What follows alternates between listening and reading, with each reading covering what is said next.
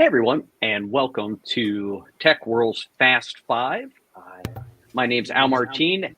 I'm going to be the host today, and we are going to be talking about Beyond the Hype, AI for human writers and editors. I'm going to be the host. I'm going to be participating some, and we as a group are thrilled to be taking you through the journey through transformative power of artificial intelligence in the worlds of professional writing in general, more specifically technical writing. And we always have a few folks to talk about it.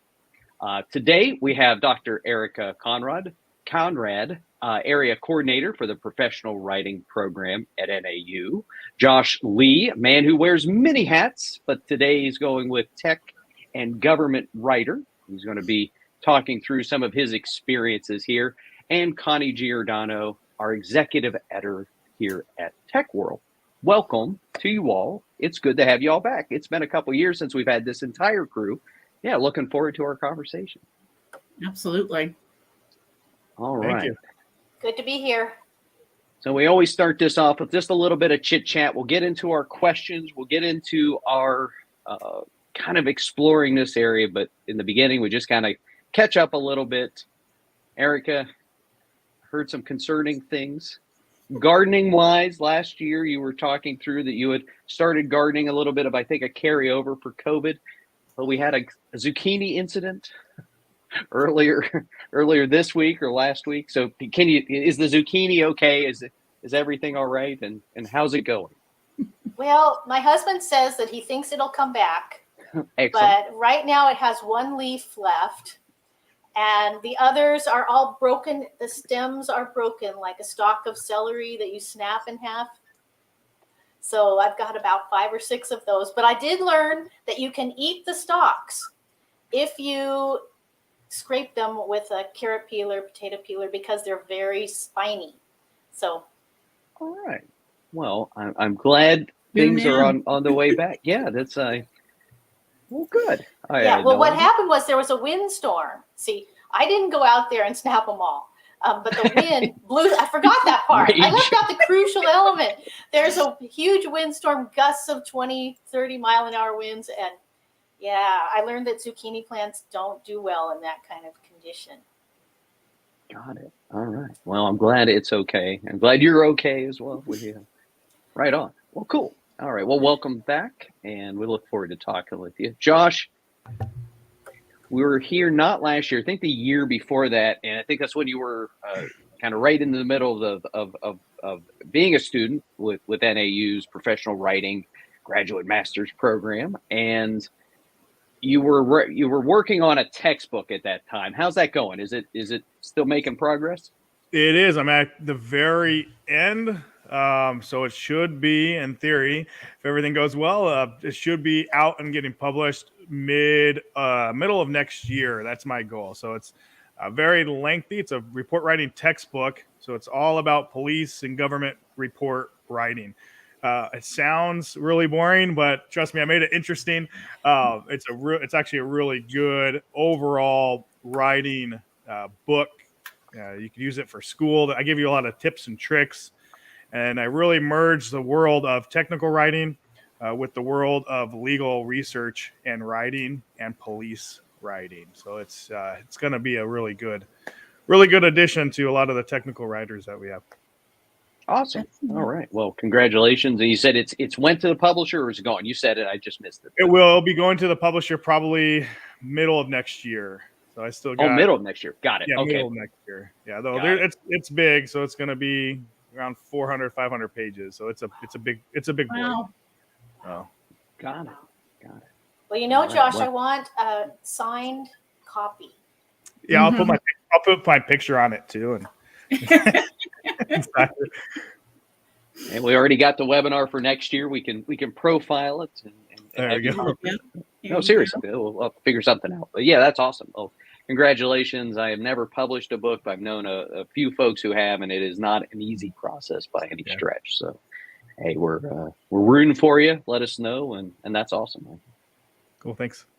All right, and Connie, recently another birthday, and spent some time kind of exploring Charlotte, North Carolina. Yes. You want to talk through kind of how your day went? When you want to do the staycation thing, there's some really cool things that you can do in Charlotte. And I went hiking one day and had a spa day one day. But the thing that I did on my birthday, which was very cool, was I went to a couple of museums. And one of the museums I went to is called the Museum of Illusion. I don't know if they have other museums of illusions around the country, but this place was seriously cool. All kinds of optical illusions and kind of giving you a little bit of an idea of how some of these work. A couple of them that they tell you if you don't have a really good sense of balance, don't do these. So there were two of those that I couldn't do, but it was really, really neat. And it is something that people of all ages can really enjoy. I mean, there's always a line to get into this museum. It's really amazing. Nice.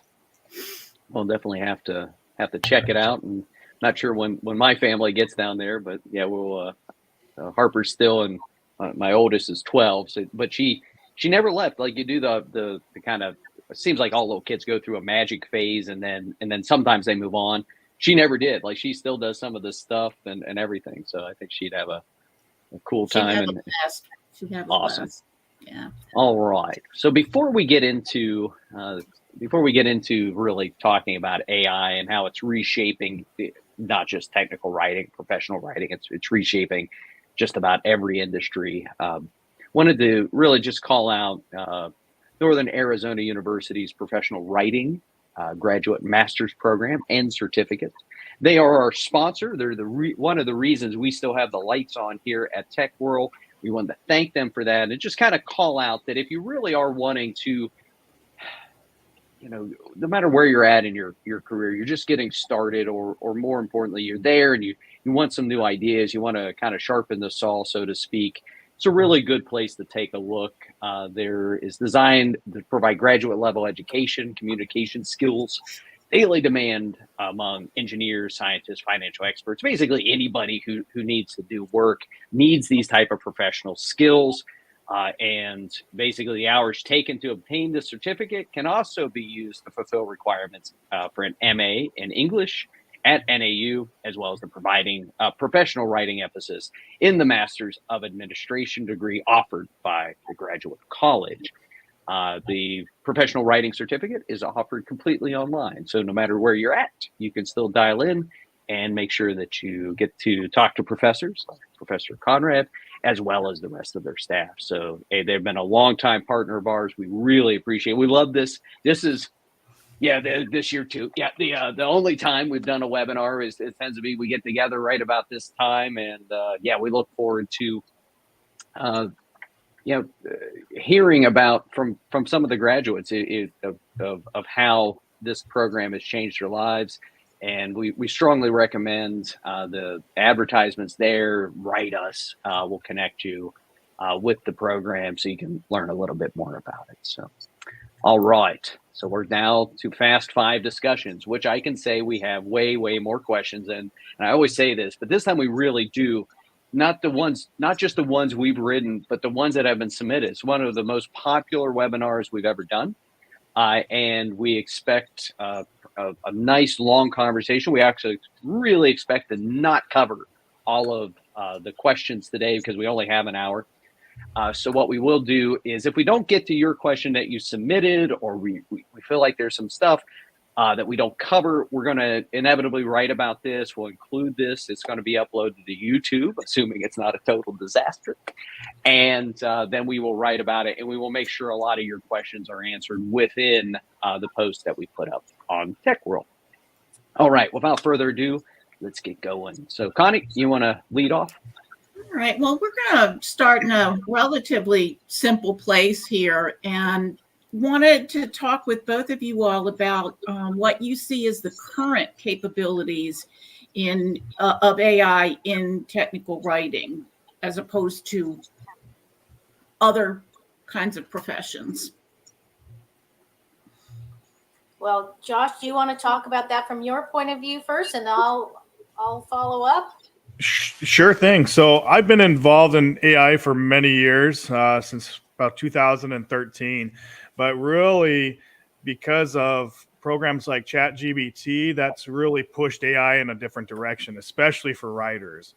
There are a lot of different types of AI, and not all are going to affect technical writing. And I also think there's a lot of misconception surrounding AI and machine learning and what its capabilities and uses are for technical writers. So don't get scared that AI is going to replace everybody, right? With that said, AI programs are changing daily, and it's really difficult to keep up to date with all the different programs that are coming out. So if we don't have an answer for XYZ right now, we'll likely have it in the near future. In short, technical writing is really going to benefit from artificial narrow intelligence. This is a natural language processing, computer vision intelligence, and generative AI like ChatGPT. So with artificial narrow intelligence, this is going to significantly improve the accuracy and speed of everyday tasks like editing and proofing. That takes a lot of our time away. We have programs out there called natural language processing. These are amazing programs that analyze our own language to help us understand our own language, especially when it comes to interviews. So if we interview somebody, we can have a program that actually writes the interview for us and pulls out those key points. The one that I'm really excited about is computer vision intelligence. This is really exciting for technical writers, especially those that are in the instructional manual type of technical writing. These are programs that you can literally film a video and AI will give you a step-by-step guide on exactly what that person is doing. So it's going to speed up that technical writing aspect of writing an instructional manual. And then generative AI, I like generative AI like ChatGPT just because it helps you develop new content based on historical information. And those are kind of the types of AI that I see in technical writing and how it's going to affect us as technical writers. Yeah. Erika, you want to add to that? Yeah, I want to add a little bit. Josh, you as usual did a wonderful job, and I want to add just a tiny bit about editing. The capabilities for editing right now are, as Josh said, grammar, spelling, punctuation, and also consistency. So, for example, the paid version of ChatGPT, and especially now Edit GPT, can help you to make macros. So, for example, if I'm editing a document that includes both the name mark, M-A-R-K, and also possibly could include the noun mark, as in there's a mark on my windshield, or the verb to mark, I want to make sure that the name is always capitalized, but the verb and the common noun are not. So I can ask ChatGPT to write a macro. And if you're not familiar with what a macro is a short computer program that will allow you to do just what I am trying to do. So I can create a macro that asks the Microsoft Word basically will run the macro, and I will ask it to find all the instances of the word mark. And if it's a proper noun, then I can capitalize it. If it's not a proper noun, then I want to keep it lowercase. Now, right now, ChatGPT can't really tell, but I can ask it to color code them. So I can go in and I can mark them with colors. So red and green for all the colorblind people won't be able to see it. But anyway, you can code them so that you can go through and then find the instances and do it yourself. But I think that soon you'll be able to also ask the macro to tell you whether it's a proper noun or a common noun. Anyhow, the macro you can create on ChatGPT, plug that into Microsoft Word. It used to be that we had to create the macros ourselves. So you either had to know how to write the code or you had to find the code in a code library. So this is a big deal for editors. So that's what I wanted to add to what Josh said. You know, thinking about the current capabilities, Erika, you bring up an interesting point, because it's not just about authoring or editing. It's also about being able to add, macros or code as well, and even enhance the systems you're using today. And that aspect of it is interesting, because actually the authoring part of the systems now, if you pay for the 4 for ChatGPT, it's a lot smarter than 3.5. It's a lot smarter than 3.5. It's not just a half a point increase in the intelligence side of it, but the authoring part, yeah, it can give you a piece. If you do it more than once, the wow factor on what's being written, at least from my perspective, I am not a professional writer. I am a manager. I've obviously been part of TechWhirl for a long time, so I'm familiar with it. The magic on what it creates diminishes considerably the second, third, fifth, and 20th time that you create something, because they look pretty similar if you're asking it to reproduce, in my opinion, if you're asking it to reproduce something, because it very is formulaic in how it, hey, write an intro, and it will give you the proper stuff that your 5th grade English teacher, open up, introduce your next subject, have your opening line as the top, and I've gotten to a point where I can actually know what was AI written, just because it's so damn structured. Exactly that there's no way like somebody who was like, drinking a cup of coffee wrote this, because it just is what it is. It's very clever and it's good, but I think the power today is more in the enhancement side of those macros than it is necessarily worrying that tomorrow you're going to no longer be working because somebody is, they've completely replaced it. The other part of it is it's a lot of enhancements. We know of a system right now that is getting into structured content.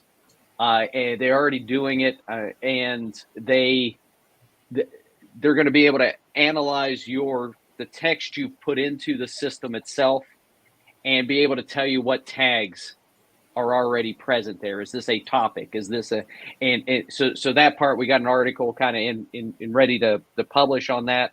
And it hasn't been approved, which is why I'm being a little cagey on it. But that type of enhancement means that if you're really wanting to structure something and you're putting it into these systems are going to go do some of that dirty work for you. But in regard to fully being replaced, no, not yet. And no time in the near future, probably. Yeah, I think some of the folks that I've seen talking about this topic, particularly as it relates to professional writers and communicators, really would be very difficult to replace us, because it relies on content that has to be created at some point in order to consume it, and then be able to enhance it and do whatever you're going to do with it. So I think that a lot of the hype about how many, what kind of jobs are going to be replaced is not really something as technical communicators we really need to be concerned with. I think the point that you made about how structured and formulaic the answers that you get from ChatGPT tend to be is a key point, because we're used to organizing and structuring information. And if you go to the level of doing structured content, it gives it a lot more precision in order to be able to give you the kind of answers that are specifically needed at any given time. So I think it's a reason to be extremely optimistic, because our jobs, I think, are going to go in all kinds of new directions that we can't even imagine right now. All right. So with all of those things, second question is, how are you all using AI today? Erika, why don't you lead off? Okay. Yeah, well, I've been using Grammarly for years to help me check my writing as I write, to catch little stuff, missing periods, extra spaces, and it really does help with that. It is a time saver. And I also have been experimenting with Grammarly Go, which is Grammarly's AI engine. And I've had my students experiment with it as well. Now, these aren't students in our graduate program. I'm doing different things with them, which I'll talk about later. I've had them experiment with creating claim letters using Grammarly Go. And a claim letter is a business letter that you write to another business saying, hey, the refrigerator that you sold us just broke. We need you to come and fix it. So it's basically a letter of complaint, and claim is just a more positive spin on it. So in my technical writing class for undergrads, we write these claim letters. And this year I decided I would have the students first write the claim letter themselves and then ask Grammarly Go to enhance it in 3 different ways. So with these, like ChatGPT will also do this and Bard will do this, you can ask it to be more persuasive, or you can ask it to be so-called professional. You can ask it to take these different tones, and I wanted them to experiment with this. And so they did. And there's friendly, and there's formal, and there's casual. So you can choose these different tones. And so they experimented. And then I asked them to choose the one that they thought was best and to choose the one that would not burn any bridges. And it's very interesting that the persuasive tone for Grammarly Go included the word demand. So instead of saying, we're asking you to send us a new refrigerator, the Grammarly Go chose the word demand. We demand that you give us a new refrigerator. And most of my students were able to figure out that that is a bridge burner. If you use that word demand, it's really, really forceful. And so that's one way that I'm using AI with my students to help them to see what these engines can do and what they can't do. And a lot of them, the undergraduates, are sophisticated enough to be able to use it as a tool. And some are not yet sophisticated enough to notice that their letter that they wrote is actually better than the one that Grammarly Go wrote. Because, like Al was saying, it's not, their own personal letter is not formulaic.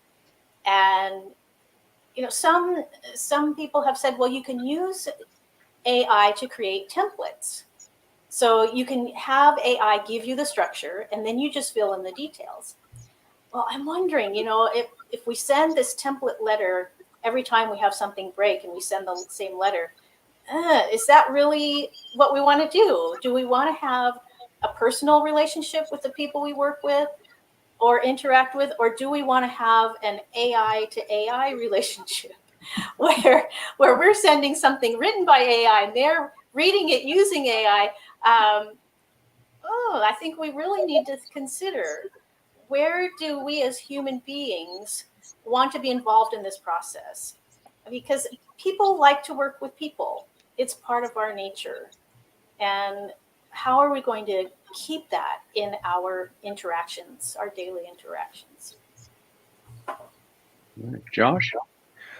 Awesome. So for me, I love AI. I'm very pro AI. As a professional writer, I have really been using AI to outline complicated writing tasks. So recently, I was assigned, it was from one of the publishers. It was an assignment. It had 16 different line items that I had to meet within 1,000 words. That is extremely difficult to do. So I used AI to develop an outline for my article to make sure that I hit all 16 of those line items. That's mostly how I've been using it on the professional writing side. I do use it. I use Grammarly. I use Perfect It, especially for GPO when I have to do government stuff or Chicago formatting. I use Perfect It. Great AI tools that are available in those. I also use ChatGPT occasionally to even further check my work, depending on how picky the client is. And if I really have to fine tune certain things, then I will definitely use an open source tool to triple check my work. Something that I do because I work for the government is I have to write certain things in a format called GPO. So that is plain English writing. How we write as professors, it's not how we write out in the real world, right? GPO mandates that you have to use plain English so that everybody can understand it. So simple words that we use every day as professors aren't really that simple for the majority of the population. So I'll use AI to help me identify those words before I switch them. Now, I don't have them switch them for me. I always have them identify whatever those words are and have them, and then I will decide if that word is correct or not. And then the last thing I use it for, and I use it a lot, is to summarize larger bodies of text. So I can dump a big amount of data into the program, and it can summarize it and give me key points or guide me specifically where I need to look in that document to find the information that I need. So that's how I'm using it as a professional writer. And yeah, I mean, I think it's a great tool. It's not going to replace us. It's just going to augment or enhance our current writing capabilities. So that's it. Got it. How about you, Connie? I don't necessarily use it much in my current role yet, because there are other folks in this very large organization who are responsible for doing the investigation and seeing what kind of limitations we're going to need to have, and what kind of risks it presents. And that's a big part of why people are so concerned about it, why there's so many large organizations who are saying, put the brakes on it, we need to go slow, because we need to determine how, we can't ever take the human element out, because AI is not always going to be correct, partly because of hallucinations and bias that creep in. I think one of the real interesting ideas based on what I've been reading recently, where I think it's a natural fit for people who do technical communications, is crafting your ability to interact with Chat GPT in terms of, one of the things that's can be the biggest problem is if you don't use certain kinds of terms, it's not going to know where to go and make those connections and bring you back something that's actually going to be useful. So I think there's a lot of opportunity for folks to be able to join their, for want of a better term, their interviewing and research skills to the engine to say, hey, look, these are the actual things that we're looking to answer in this particular context, so that in particular, when we get to the point where we can really use AI to help us build self-service help portals and that sort of thing, that it won't be making weird mistakes because we've given it more narrow parameters. And I think that's one of the places that folks who are in technical writing can really find some great productivity and some great things to contribute. Got it. Yeah. Oh, sorry. Yeah, no, mine's a summary of all the rest here. I use it, well, actually, maybe not, I use it not necessarily to any deliverables or anything like that. I use it in a pinch, or I use it to brainstorm. So, hey, I need a phrase, or I need a name of something. Like I'm trying to write like an overview of something and I get stuck. So I tend to go to Bard because I'm already logged in. It's a little dimmer than ChatGPT at this point, but it kind of works. And so, hey, I'm trying to figure out what's a different name for job search or something like that. Give me creative, act like you're a marketing, brand, leader or something. And it'll come back and give me kind of starter material. And then that will normally ping something, and then I can go ahead and finish it off, or I'll take 20% of what it's saying. If it's throwaway copy, and what I mean by that is, when I went ahead and put it into create a Facebook post promoting this webinar. It's, and it gave me some copy, and I went ahead and put it out there because you know what, it worked and it seemed as good as anything I was going to create. So I threw it out there. But would I trust it to write the full article on this? No, I would not. I don't even trust it often to summarize meeting notes particularly well, because it does hallucinate, or it sometimes depends on how good it is, depends on which system you're using. But yeah, just a lot of different different capabilities, but all augmenting the actual process, not necessarily fully doing it. I've used it for a couple of those items too. I'll explain a little bit later. But Connie, you want to jump into our next question here? Okay. We've talked about it to a certain extent in just how we're using it today and how we think we might be using it in the future. But can you guys give me some specific examples of how you see AI changing the field of technical writing in the future? Well, I think, Josh, that you already told us about this software that will take a video of you using some kind of product, and it will be able to record your movements and write a manual based on that. I'm wondering how accessible this is, or how available this is. Is it available now, or is this something that is going to be happening soon? Or No, it is available now. So the program itself is available. They're just fine tuning it. So I with AI tools, I never jump in right at the very beginning, just because that's more of a test phase, and there's a lot of ironing out those skills. Yeah, but there's a lot of different companies that will analyze video. In the police world, for example, we get that a lot. We have body camera footage that it will actually look at that body camera footage, analyze it, and come up with, sometimes it's ridiculous, but come up with good things that the officer or the suspect could have done differently to avoid that whole situation.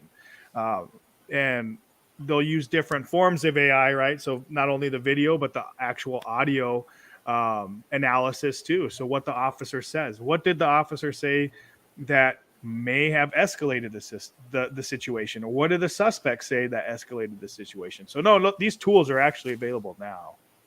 So are they incredibly expensive? Is this something that a small organization could afford, or is this just for the biggies? It really depends. It really depends. A lot of because of OpenAI, especially because of OpenAI and how they pushed all their programming out to individuals, so it's open source. You're seeing a lot of the smaller companies get on board with AI and bring down that cost. It used to be super, super costly, hundreds of thousands of dollars. I was just in a conference last week, and one of the programs that was amazing was $7,000 a user, which sounds like a lot, but it's nothing in the government world. So yeah, the cost is actually coming way, way down because a lot of companies are actually offering it. So that's good. Yeah. So in the future, maybe costs will come down. I think that, as Connie said, the copy editing will get better and better. Right now, it's not perfect. So, for example, I tested it this weekend. Was I using Edit GPT? I use so many of them that I get mixed up. Anyway, I was using one of them on a sentence that had an issue with a semicolon. That is, they used a semicolon where they should have used a colon, and the engine did not catch it. So I think I was using two. I was using Edit GPT and also Grammarly Go, or just regular Grammarly, and neither one caught it. And I was really surprised by that. Well, I guess I shouldn't be surprised, but because it is a judgment call, and AI can't do these judgments. And the other thing that it was unable to catch is subjunctive mood. So as in, I wish I were. So instead of I am, usually we say I am, but in the subjunctive, we say if I were you, and the AI could not catch that. So those kinds of things still aren't available, but other things are really, really helpful. And I went to a workshop sponsored by the American Copy Editors Society this summer, and the workshop leader was talking about copy editing becoming something that humans won't be doing in the future, but that other types of editing, we still are going to need human beings. So developmental editing, you really need a human being. So some people call that substantive editing. Some people call it did I already say developmental editing? Substantive or comprehensive editing. So this is not just looking for grammar and punctuation and spelling, but it's looking at things like the consistency, the flow of a piece, whether or not it logically makes sense, looking at the overall piece, does it fit the needs of the audience? So there are a lot of claims that ChatGPT and all of these other things can tailor your content to a certain audience. Well, take that with a grain of salt right now. If you're writing for 8-year-olds, for example, you can tell ChatGPT, write this for a child, and it'll do its best. But really, you need to know the mind of a child and which child. And it can do things like Josh was saying, plain language. Instead of using jargon, it can use more colloquial terms. But a human being still needs to be there for developmental editing, talking about the big picture of the piece, the audience, the organization. How do you want it to look? ChatGPT can give you ideas, like Al was saying. It can help you to figure out different ways to structure something. But what's going to work best for my audience? So I don't know if we'll be able to put in data that says, okay, my audience is this age, has these disabilities, has these abilities. Maybe we'll be able to fine tune it more. But right now, yeah, I don't really trust that claim that it can personalize things to such an extent that it really makes a difference to make it feel more personal. It can track things like your buying habits. It can track things like your clicking habits, but it doesn't know everything about you. It doesn't know everything about your audience. So still need human beings for that. Plus, again, people like to work with people. So if you have a document that needs to be edited, people like to work with people. People don't always like to work with machines. So there's still going to be a need for editors, both technical and other types of professional editors. And for writers, it's right now, it'll turn out some things that are pretty impressive on the surface, but you need to read it to really get a feel for how does this feel. And as Al said, he can tell that a machine wrote it because it is so formulaic.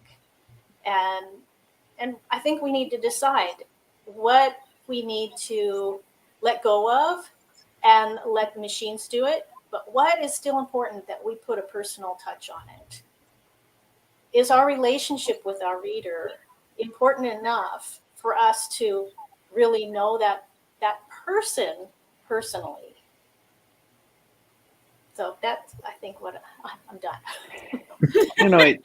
Thinking about the impacts for technical writers or any writer or anyone, it's probably easiest to think of this in chunks. At least how I think. I think the next 2 or 3 years, there's going to be a lot of augmentation in today, right? In the next 5 years, there's something called the Gartner hype cycle. Erika, we talked about this when we brought this idea up. And basically this hype cycle is, you can Google it, but the net on it is that every brand new technology goes through this cycle. The first thing you hear about, this is amazing, man, it's going to change everything. And then it doesn't. So it gets to this peak, and then it goes through, and I forget there's terms here, but then it goes through, this is garbage. We hate this. This is awful. Think crypto. And then now we come back up, and then we start figuring out where the technology fits. Now, there is some thinking that AI, because it's learning, it is so advanced, it needs to be tied to some other areas, that the hype and the outcome long run will probably be similar, as opposed to normally it's like we think it's going to do all this and it's actually here, right? Here, AI is probably going to be okay, but the question is how many fives, tens, or 15s you need to add to today to be there, right? In the next 5 years, it's going to really substantively change a lot of activity.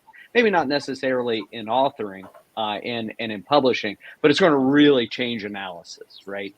And then in the next 10 years, are we going to ever create a helps system? Or are we going to point it to the system itself, send the publishing notes, and then it will automatically, dynamically create that help site? And you don't have to write it, watch it, type. It's just there, right? If I was a technical writer, say, hey, this is going to change my job. One, and I think this message has been delivered before, it's really not a good idea if you're early in your career to say, I'm only going to be a technical writer. I need to be a business analyst. I need to be able to step in and help form the software if we're talking about technology, or I'm giving feedback. I need to test that software. And then I need to be able to probably communicate about that software in the long run. If you're like, I'm just writing my documentation, you're kind of screwed. And you have been before AI showed up. And where I see the biggest impact on, quote, technical writing is when a company decides to hire their first one. If you are a startup, there's a point where the pain of writing the documentation and the help materials gets greater and the time involved than the return on just hiring someone else. That's going to change dramatically because you can go to these sites, and while the documentation's maybe not great and it's got the colons in the wrong place and semicolons and all this shit, all you needed was a support site up because you're worrying about all these other tools, all these other things. So it's going to move the hiring of your first pro, full-time or part-time, back, right? Is it going to replace somebody who's working for a large med tech company who has all of the EU regulations? No, it's not. Are there going to become more regulations because of the garbage that it produces, and it becomes unclear because we're used to? We all kind of. There's a great survey out from, I think, Boston Consulting Group about how the consultants are concerned that their skills are going to diminish because they don't necessarily, when the AI creates something, they just go with it, and you gotta force yourself to read this material and fix it. Right, and ironically, give it to another GPT to check it out. But I think long run, you're going to see more regulations around required editing and feedback. I think the chances that a startup hires their first tech writer, and let's say after the first round of funding, maybe they don't. Maybe they handle it in the second round of funding, or when they need to go to another place, or they need to start translating or something like that. So it will dramatically change when folks are coming in. But the long run piece is y'all should have never been just going to do a tech writing piece anyway. You needed to be a professional writer, and you really needed to broaden those skills around the analysis, which is probably in my career, the systems will be ready to do a little bit of analysis right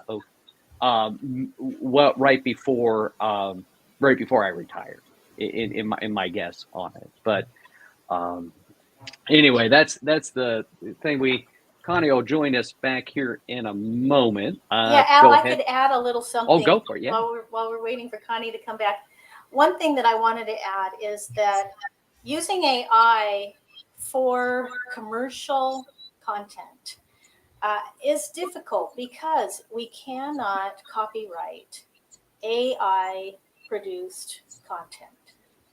So if we're creating something for our company to use with the public, so public-facing content, we can't copyright it if AI generated it. Because AI is using material that it gleans from its sources, unknown sources, and it is using them without attribution, without payment. And the EU, the European Union, is working on passing legislation about this issue. But we can't copyright AI-produced material. And copyright is a big deal for corporations. If you've got advertisement material that is not copyrighted, Yeah, so that's something to consider Yeah, when you're I have one deciding. thing to add too. Yeah, add something, Josh. So going along with exactly what you were saying, Erica, what people don't understand, a lot of people don't understand, is companies like Google and Amazon, they're dumping a lot of money into programs to identify AI generated material. They don't want AI generated material on their site. So Google, if you post an article that is written by AI and Google scans it and identifies it as an AI generated content, they're going to lower your ranking on Google. They want quality material. They don't want bulk material. They want quality material that's actually going to help people. So if you're using AI to generate content, that's a bad idea. It hurts everybody. It hurts the industry. It hurts your company. So try to avoid doing that. Oops, I tilted over a little bit. Yeah, and I think for the future, it's important that as writers and editors, we become more human in our abilities. So being able to relate with people is really important. And being a language expert is really important. And not necessarily from the I'm going to memorize a million vocabulary words, because AI can do that, but using words to get things done and to help people feel, and to reach people in a personal place. So not just writing things that are a machine wrote it, but writing something that shows that you understand the people who are reading the material. And I think this is important even for an instruction manual. You need to be able to write so that people will read that manual. You need to be able to write so that people will see the warning labels. A lot of the manuals that I read right now, it's like, wow, somebody didn't think about who's reading this, because I totally did not see that warning. So I think that we can improve those things.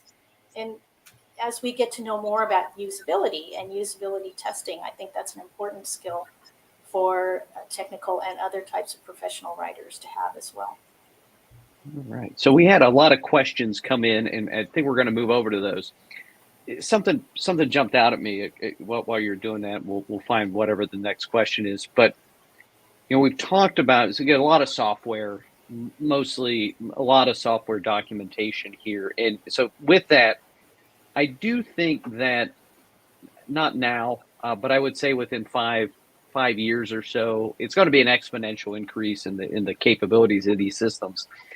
I think the type of problems that you normally have to train around within software, and maybe even hardware, right? Any sort of like physical product may decrease because you can put it through the CAD work, graphic design helped improve functionality of everything from laptops, because you could design it and really stress test the software or the hardware before it ever went to a printer.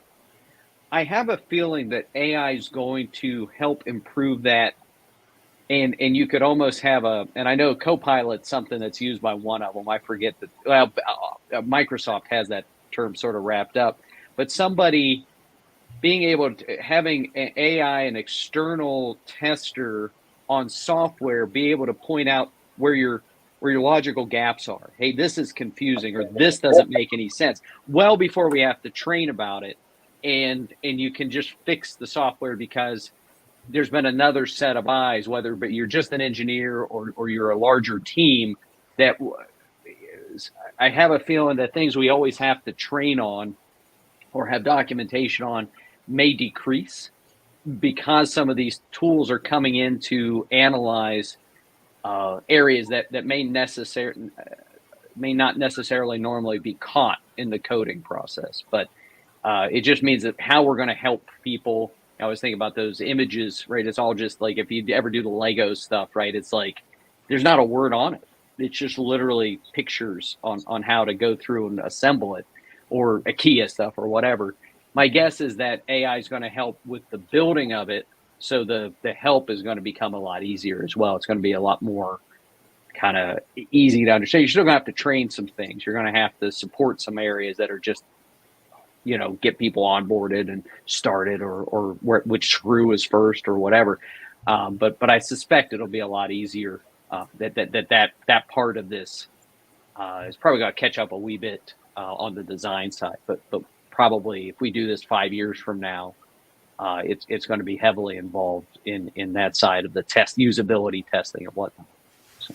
Yeah, Al, I'm glad you brought up the Copilot thing. Is that what Microsoft Office is calling its assistant? It's AI. Yeah, boy, And they it's just coming can't out stop November themselves. 1st. Oh, it depends. If you Yeah. end up using Bing, you can't not have it start telling you stuff when you just want to find the logo of your company online, and it's logos are but they're like, shut up. Clippy has been reincarnated as Copilot.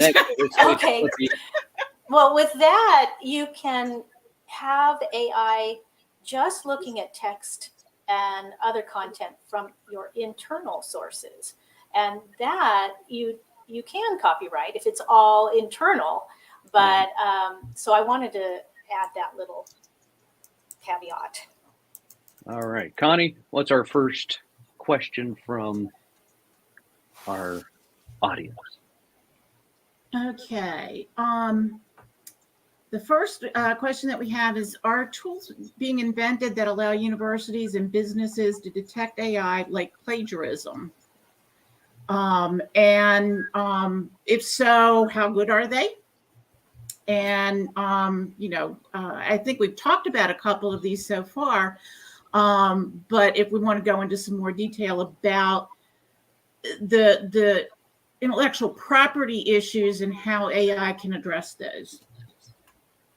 Yeah, so Josh, I remember you wrote an answer to this when we were talking about this question before, that yes, there are tools. There are a bunch of them out there, actually. And Josh was saying that this is a problem because of false positives. So if you have no grammar problems and your writing is just fine, sometimes these tools will think that you have AI-generated content rather than human-generated content.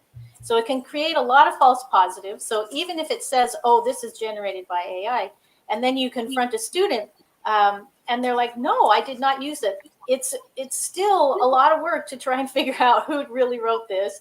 It's like the student's word against the tool's word. And I'm like, this is just not good. So again, I think this really brings us back to the need for human beings to sit down with one another. And it's my job as a teacher to sit down with a student and say, hey, tell me about your writing. And instead of making it a big confrontation. Yeah. And make sure you tell the AI, you instruct it, right? And you instruct it to make a couple mistakes grammatically. That way you don't get caught, kids. Right. So just make sure it's not too. Allow me to edit for you. I can totally make it totally look. I never had this problem. So. Yeah. So I think that the tools, the AI tools for writers are great for people who have disabilities, like say they have some kind of dysgraphia, so some sort of disability around writing. I think it can be very helpful. And so to limit people from using that, I think that's not a good idea. But I think really it comes down to the individual level. Do I want to develop as a writer, or do I want the machine to do it for me? Is this something that I take pleasure in, or is this something I want the machine to do for me? Is this something I have time for, or is this something I need the machine to do for me? As a teacher, I also need to think about people's development as human beings and as writers and editors. And like math teachers, when calculators came out, they had to make the decision, do we allow our students to use calculators in class? Do we allow them to use calculators at home to do adding and multiplication, division? Or do we want students to practice this skill and to have this intellectual development of being able to use these algorithms, these kinds of activities that really do help us to think in new ways? Do I want my students to learn about language by writing with a pen or pencil? Do I want them to learn about creating on their own? Yes. And I also want them to be able to use these new tools. So right now I'm really having a lot of self-dialogue and talking with other professionals that yeah, what should we still have students learn? Should we have them learn how to use how to copy edit? You know, do we have them still do that, or is that a thing of the past? And right now, I'm like, yeah, I think it's important that we still know how sentences are put together and where to use punctuation. I think you're right. I think just really quickly, so we can move on to one more question before we're done. When calculators came out, my mother was a math teacher for over 30 years. So I know very, very closely how a lot of this happened. And what a lot of folks ended up saying was, you still need to teach the theory and the framework of whatever it is. So people still have to know how to multiply, divide, add, and subtract. The calculator is just there to make it go faster. So I think we're always going to have a need to understand what you need to do in terms of structuring content, as far as the grammar and, you know, the syntax and that sort of thing, so that when it gets submitted to an AI tool to be edited, you'll understand why it's editing what it's doing. Got it. Thanks, All Connie. right. All right. said Our that very final, well. yes, our final question is: fine tuning worth the time when using GPT for editing text, since it consistently will miss things? How should you fine tune, catch specific grammatical and usage issues? All right, I'll take this one. I'm going to piggyback on what Connie said because it's perfect. So I personally use it for suggestions. I use Grammarly. I use Perfected. I use a whole bunch of other tools, right? But you have to, before you jump into AI, you have to have a good understanding of writing as a whole, because if you don't, AI will likely make your writing worse. If we look at Grammarly and it's like gives us a bunch of suggestions and you're like, sure, accept, right? And you accept all of what it's suggesting, your writing is going to be really poor. AI does not supplement good writing skills. Instead, it augments or enhances one's current skills. And that's really important to know. That's a really good point. If you're a good writer with a good understanding of grammar, syntax, and punctuation, have at it. AI will make your skills that much better. And this is a good pitch for NAU's professional writing program. You got to have those skills. So once you have those skills, gosh, now you use that calculator, right? Now you use your AI to make your writing better. If you're struggling with writing, AI is going to enhance your poor writing skills, making your writing even worse. So don't do yourself a disservice by using AI as a poor writer.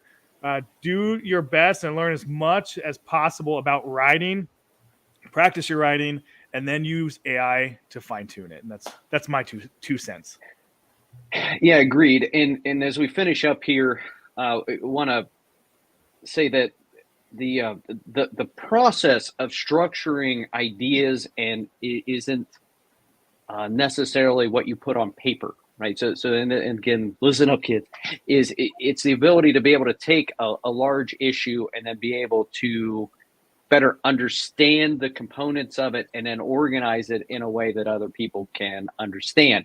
The fact that it goes into a speech or a presentation or software or written word, the analysis of it and that work can be used everywhere from doing consulting to obviously writing documentation that we've been talking about today. But all of those skills are going to be extraordinarily necessary, and probably more so. But as Josh and actually everyone here said, hey, listen, don't lean on it.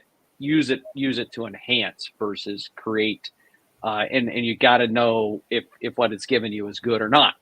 So with that being said, we're going to finish up, but I want to talk about some of the things that we might have used here, and this is probably not surprising, but there were some things that I used AI for here today, and the picture that was on TechWhirl. I went ahead and I believe I used Bing's image generator AI versus technical writers. That was there. The summary that was on the website was a start, was generated, I believe, by Bard. I then edited it because it missed some stuff. And I just said create a summary, but it gave me all 8 pages of the webinar. That was there. The copy for promoting the site on Facebook and LinkedIn and all that stuff. I used as a start there, especially early. I stopped summarizing it. It became self-evident, was there. And the final one, and I threw this one out very quietly, even to everybody here, and then I think I told Connie later, the questions that we asked in the first 5 questions, and then the 9, and then 6 through 9, which we never really asked, all of them generated by ChatGPT. And I tossed them out there just to see if anyone would notice. And no, these are great questions and everything else. So the system itself, when I was able to reread it afterwards, and I edited all of those things, but it took what is normally it's not a super long process, but it certainly quickened things up. But even to the point we were making here, it gave some new fresh ideas. I didn't open it the same way I've been doing for the last 9 years. The opening copy I used from ChatGPT. So it was a little bit different than I normally do it, even though I fell into a default when we started. But it is certainly going to be there. It's going to be ever present, and like always, take a look and enhance your skills. And you can do that through the NAU program, professional writing program. Click on the link here, send us a note. We'll connect you with the folks at NAU to answer some of your questions. But being able to build on your skills is going to be more critical now. Every year it's critical, but this is really going to that program can take you all in a lot of different places, give you a lot of experience that you may not have had, be able to show you how to use these new tools that are out there, while also certainly being able to show your value as a communicator within your companies. Erika, Josh, thank you so much. Man, this was fascinating. Love to continue, but we are certainly out of time here. Thank you all for coming. We really appreciate it. And yep, and Connie, always a pleasure. Good to see you as well. And we can't wait to do this again. If you all have any questions here, and as we kind of wrap up kind of quick, use the hashtag TWFast5. We still have that over on X. Send us a note. You have the information and you can find us.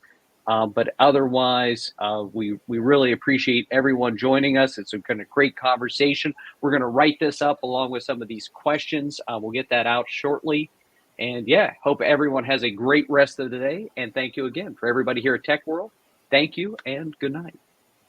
Thank you, guys. Thanks. Thank you.